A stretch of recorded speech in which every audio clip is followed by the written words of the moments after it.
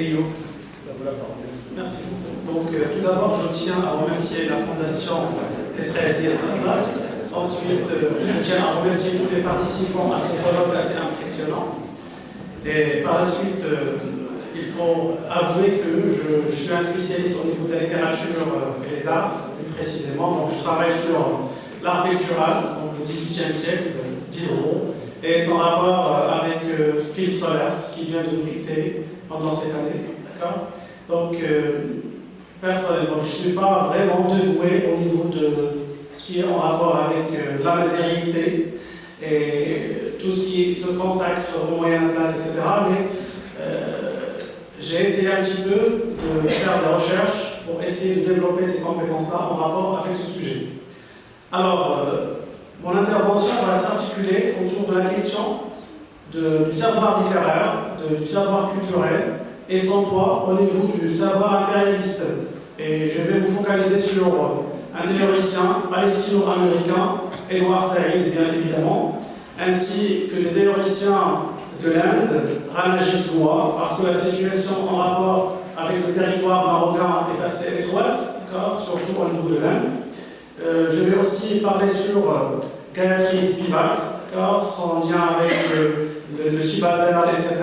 Donc, sans trop tarder, je vais commencer ma communication. Alors, comme introduction, donc, je vais mentionner l'histoire du Moyen-Atlas. Alors, c'est assez riche de réalisations glorieuses et de militantisme. Alors, parler du Moyen-Atlas veut dire creuser dans un espace qui corrobore une histoire de glorification, laquelle réhabilite l'image spirituelle des habitants de cet espace-là.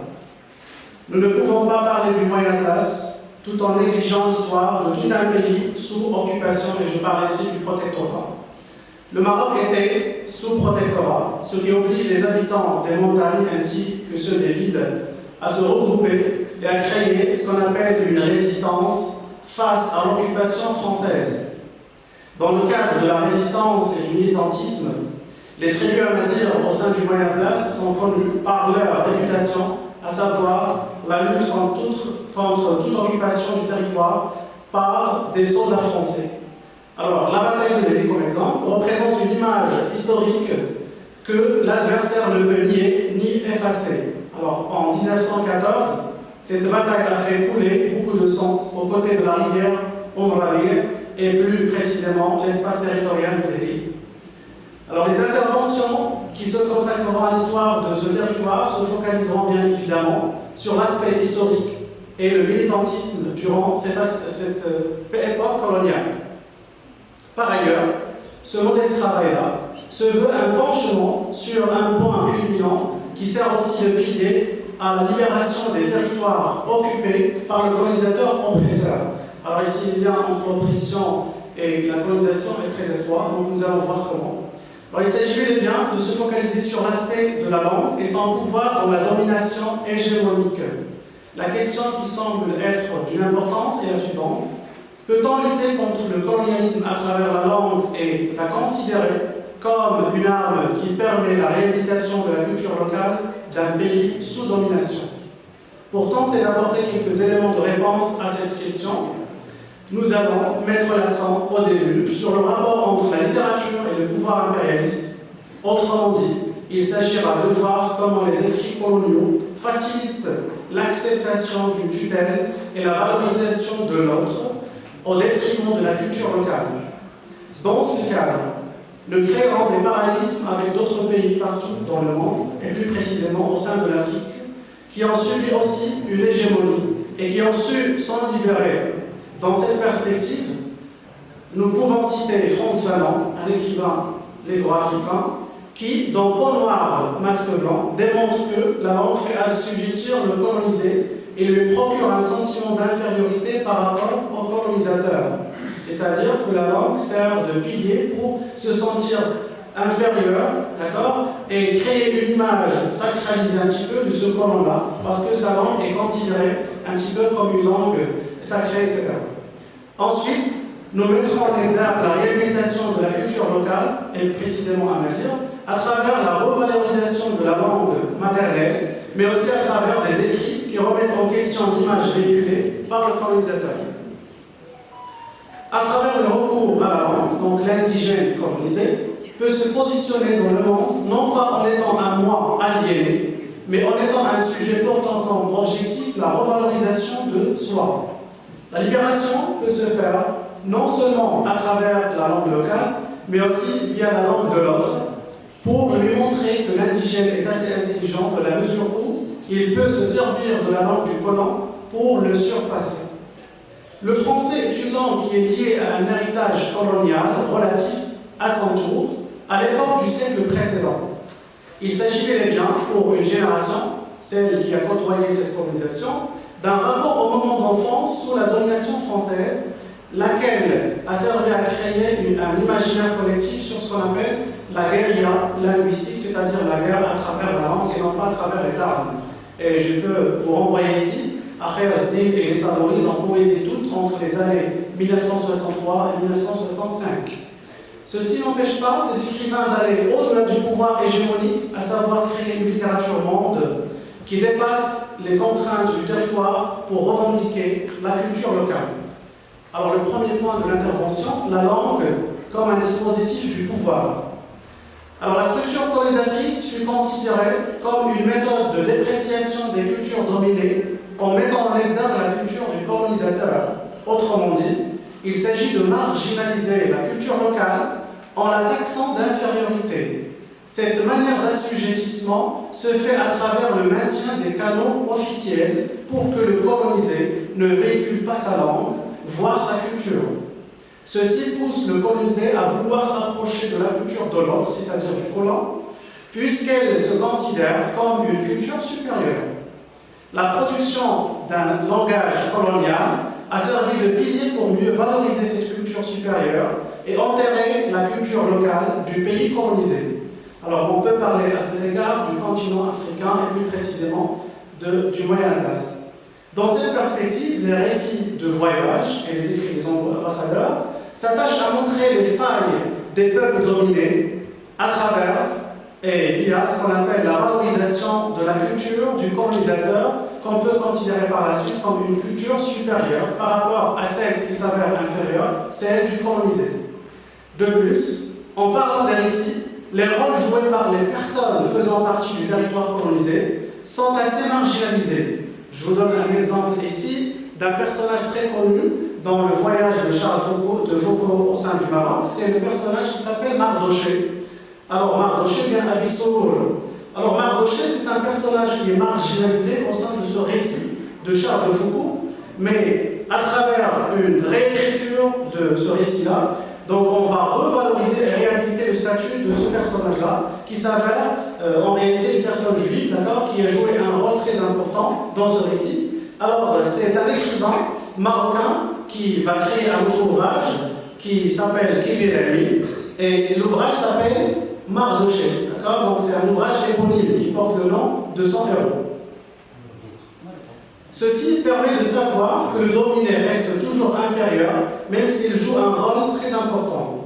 Nonobstant, dans un autre roman de Kibir el-Mi, que j'ai cité Mardoché, ce personnage éponyme est le levier de l'histoire. Il joue un rôle prépondérant, ce qui permet de lui rendre hommage à travers cette écriture d'un auteur autochtone, donc c'est-à-dire qui est né dans le territoire marocain. Le dominé a pu reprendre le statut qu'il mérite. En outre, à travers ce petit constat ci-dessus, nous pouvons dire que l'Occident a su créer une image valorisante, d'accord, qui véhicule une autre culture venant de l'autre côté de la Méditerranée et en créant ce qu'on appelle centre et périphérie. En effet, l'européocentrisme joue pendant l'époque coloniale sur l'exaltation du centre au détriment des périphéries. Et comme le signale Édouard Saïd dans Culture et impérialisme, le lien entre le savoir littéraire et le pouvoir impérialiste est étroit dans la mesure où les œuvres entretiennent implicitement une expansion impériale. Édouard Saïd insiste donc sur la consubstantialité entre le réel, le politique et le littéraire. Autrement dit, le politique impose son pouvoir, ce qui ne permet pas au culturel de s'imposer comme une charge novatrice des normes. Donc, il s'agit de modifier les codes de vie, etc. Cette charge grève sur la surface identitaire du pays colonisé et permet ensuite de le modifier. En ce sens, le colonisé va petit à petit s'identifier aux nouvelles normes imposées implicitement par le dominateur. Combien de temps il me reste? 2 minutes. Alors, je dois passer très vite. Alors, je dois parler sur ce qu'on appelle le mémétisme. Donc, le colonisé va essayer d'imiter le colonisateur pour essayer de s'approprier cette image du dominateur par rapport à ses confrères, etc. Et le mémétisme, ça renvoie à un auteur maghrébin aussi, donc, qui est né au sein du Maroc, et avec l'affaire de la Daïra, dû s'exiler au sein de la Tunisie. Donc, c'est Albert Lémy, dans ce qu'on appelle portrait du colonisé, précédé du portrait du colonisateur. Donc là, le mimétisme, c'est le fait d'imiter le colonisateur pour essayer d'acquérir cette image de force, etc., par rapport à ses confrères. Je passe très vite. Alors j'ai mentionné aussi le pont noir masque blanc de Frantz Fanon, donc pont noir au singulier et masque blanc au pluriel, c'est-à-dire que le dominé essaie à chaque fois de changer son masque pour ressembler au colonisateur qui le domine. Ensuite, je passe à la réhabilitation de la culture locale, c'est le deuxième point, et le positionnement territorial. Alors, véhiculer son propre patrimoine culturel et revendiquer son identification au continent original n'est possible qu'à travers la valorisation de sa propre langue. C'est dans ce sens que des auteurs faisant partie du Moyen Atlas, artistes, compositeurs, chanteurs, etc., vont mettre en exergue l'identité locale en veillant sur la démolition de l'image falsifiée créée par le colonisateur. Ceci permet bel et bien de briser la vision inférieure à l'égard de leur propre culture. Ces auteurs vont se baser sur la voix collective du peuple. Dans ce sens, ils essayent de trouver des canaux à travers lesquels ils peuvent faire passer leurs revendications. Et la question qui se pose, peuvent-ils vraiment trouver une issue?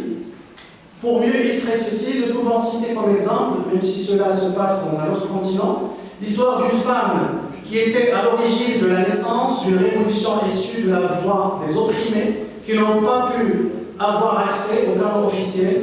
C'est ce qu'on appelle la voix des mineurs ou la voix des subalternes. Alors cette femme s'appelle Chandra, femme indienne en l'occurrence, citée dans une histoire racontée par un critique indien qui s'intéresse aux études sociales. La femme tombe enceinte et elle a dû faire un avortement pour sauver sa dignité parce qu'elle avait une relation illicite avec son beau-frère. Lors de l'avortement, Chandra meurt et comme conséquence, la naissance d'un mouvement va se faire parce qu'on va s'intéresser de plus dans les études sociales aux affaires touchant le peuple dans le cadre des Subaltern Studies, comme le signale Ranjit Bois dans Nation Without Hegemony, même si l'État n'exerce pas une hégémonie sur les subalternes, mais elle est dominée bien évidemment à travers la langue, etc. Donc je passe très vite à la conclusion, même si je dois vous raconter l'histoire de Maurice Noglet et de Daphne Berber. Alors, je vais précipiter. Alors, dans ce cadre du rapport de la langue au militantisme, nous choisirons d'aborder un récit de Maurice Noglet qui se penche sur le courage des tribus du Moyen Atlas. Et cet écrit s'appelle Daphne Berber. Alors, dès le début de cette histoire, le narrateur noue un contrat avec le lecteur sur le fait que l'histoire à lire relève de l'ordre d'un vrai récit dont l'espace reste peu fréquenté par les touristes. Toutefois, le narrateur passe à la description des cavaliers Zayren, une description défavorable à l'égard de ces gens qui sont, selon lui, des barbares. Et ici, on peut se pencher sur la question de la barbarie, et on peut citer bien évidemment Tsvetan Todorov, en rapport avec la barbarie, etc., bien la question du barbare. Alors celui qui est barbare, c'est celui qui n'accepte pas la différence et qui n'accepte pas l'autre tel qu'il est. Donc je passe très vite, le temps presse. La conclusion. Ensemble, nous avons vu que l'aspect culturel précède celui politique, dans la mesure où il permet d'établir une relation hiérarchique vis-à-vis du dominé. Nous pouvons revenir au discours de Jules Ferry à la Chambre des députés en juillet 1885, où il dit, je cite, « Messieurs, il y a un second ordre d'idées que je dois également aborder. C'est le côté humanitaire et civilisateur de la question. Il faut dire ouvertement qu'en effet, les races supérieures ont un droit vis-à-vis des races inférieures. » Fin de citation. Le lecteur peut facilement détecter le lien qu'établit Ferry entre le droit et le devoir pour justifier la mission coloniale au niveau du territoire maghrébin.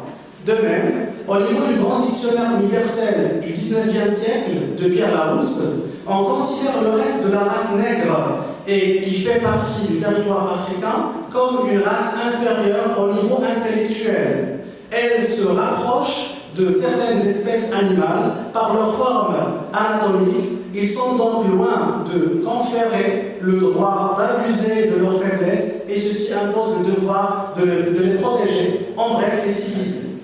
Donc sans trop tarder, en effet, à travers cet acte de révolte, une modification du lieu politique et historique va s'établir et permet de transformer les significations de l'héritage colonial en signe libératoire d'un libre peuple, comme le signale le professeur Khalid Zekri dans Théorie postcoloniale. En bref, des auteurs ayant une optique universelle vont s'engager à dépasser la vision binaire colonisateur-colonisé pour donner naissance à une littérature monde, comme nous l'avons signalé ci-dessus. Tout au long du Maghreb, des auteurs choisissent d'écrire en français tout en intégrant des mots appartenant au vocabulaire local. De plus, ils ajoutent dans leurs écrits un glossaire qui permet aux lecteurs étrangers de mieux connaître l'étymologie du mot employé, que ce soit d'origine arabe ou bien amazigh. Merci beaucoup pour votre attention. Merci.